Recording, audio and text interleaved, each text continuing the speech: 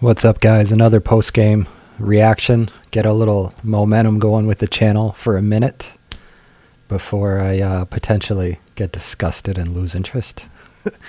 So we had the Celtics facing the Hornets, who were coming off a back-to-back, right? This was an automatic win. And yet we're outscored by 7 points in the first quarter, and we're up 3 at halftime and patting ourselves on the back, and we're up 7 going into the fourth quarter, and then the Hornets run out of gas, and we take all the wrong lessons, in my opinion. I don't want to be too much of a downer, but just another thing I want to say, guys, is,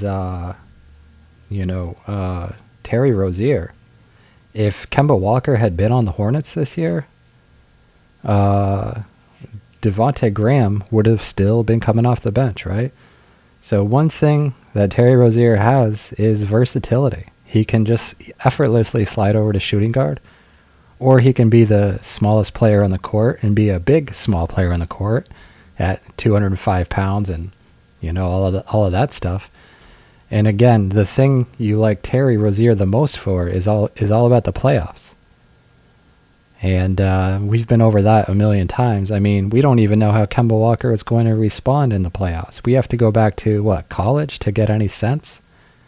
And in any event, guys, Devontae Graham, is he really that much worse than Kemba Walker right now, right? Let alone in a year or two. In any event, guys, what are you going to do? But what's going on? So, again, like I said, this was not over between Brad Stevens and Taco Fall. Brad was going to, resent every minute that Taco Fall is on his roster, every minute that the crowd is chanting for him. And we see that he didn't even get in until there was 2 or 3 minutes left in the game, despite being up, 20 points or whatever, right? So we already know how the playoffs are going to go. We'll be lucky to get past the first round. We'll lose in the second round. And just like last year, remember, everyone was saying, when Gordon Hayward really hits his stride, everything's going to be fine. No reason for any trades. And Kyrie's going to turn it on in the playoffs. Just like we're so sure that Kemba Walker's going to turn it on in the playoffs, right? And not going to get totally picked on defensively. Not going to run out of energy here in the regular season. But also, Gordon Hayward is going to be great. And one thing you have a weak team is when your coach is blaming an injury or two on the lack of the team's success. Right? Brad Stevens saying, it's just because we had Marcus Smart hurt. Our sixth man is hurt, and that's why we're mediocre. That's why we have to celebrate like we won a Super Bowl when we beat the Charlotte Hornets or something like that. When they're on a back-to-back on the road. And in any event, guys, we see Taco Fall not 2 for 2. He's 6 for 8 for his career, but we're going to pretend that he's not one of the best scorers on the Celtics. And again, it's just this rigidity and the stubbornness, and we saw it last year, like I said, with Gordon Hayward. They said, he's going to be a magic all-star. How did Gordon Hayward look when the playoffs came last year, guys? Another thing I want to say is this foot injury with Gordon Hayward. He's had it for a while now, okay? Maybe since the start of the season or shortly thereafter. And rather than bring Gordon Hayward off the bench and say, geez, Gordon, your foot is hurt, the same one that you fractured in 6 places, maybe we should bring you off the bench. Maybe we should pace you, limit your minutes, keep you healthy for the playoffs. Maybe we should start 2 bigs. They say, no, we got to play Gordon Hayward as many minutes as possible. He's got to start, and we're going to drive him right into the ground. And so now Gordon Hayward's played 10 games this year? And he takes a week off from an injury, comes back, and by the way, he's not healthy because he's had this other injury all season long. So why is he starting, right?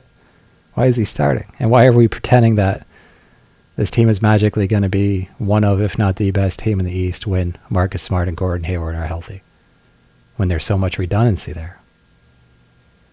In any event, guys, just some of the things I'm thinking about right now. A big night for Jason Tatum. So that's sweet.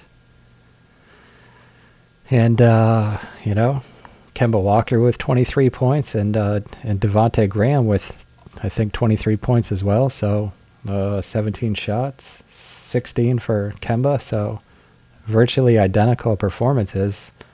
Are they really losing anything in that regard? In my opinion, they're missing Jeremy Lamb more, who now plays for the Pacers and is a big part of their success, I believe. But in any event, it's not really Kemba Walker that they're missing. So let me know what you guys thought of this game. I just wanted to make a reaction. I'm happy to see Taco Fall get out there, but you can just tell that it's with Brad kicking and screaming, right? Ignoring his own daughter to give the crowd what they want. I mean, it's a joke. It's like Geno time, except it's Taco time. And he can't even get one look for 1 second more than that, because that's just not how Brad wants to dominate. He doesn't want to dominate. He wants to win by the skin of his teeth, hitting the last shot somehow with some play that he drew up at the last moment. So everyone's praising Brad Stevens for the plays he drew up, right? Blowout wins have nothing to do with Brad Stevens' personality type. He doesn't want blowout wins. It's just very, very strange. Anyway, guys, Romeo Langford as well. 2 for 3 from 3. That's pretty awesome. He had a great night. So that's good to see.